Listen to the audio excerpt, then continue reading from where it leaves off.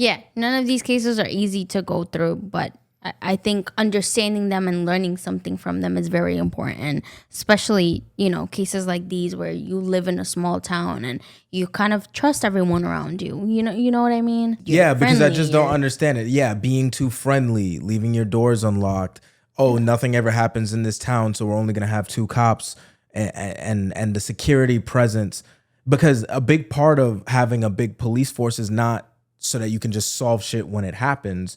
A big part of it is also having a presence there to prevent things from happening. It's preventative, yeah. Yeah, like in New York, there's a lot of cops and there's a lot of people. So there's a lot of crime that happens before the police get there. But there's a lot of crime that also doesn't happen because the police is there and people know that. Yeah. So when you live in a small town, like, look, this guy didn't even live in Armida. He came out there to do a crime. Yeah. But he also probably was aware that the police presence out there is not a lot, right? It's like trying to commit a crime, let's say in Central Park. Like, it's a very big park, but it's also not as easy to execute midday. No. Because the police presence and the people not like presence, how he ended up killing April Millsap like that. Exactly. Not in the middle of the day or even like at 5 p.m. Yeah, like that would be kind of tough. Now, back in the day, a lot more crimes used to happen because police presence was down, cameras were not really around, and all those things. But nowadays in 2025, like, a lot of things happen in Central Park, but still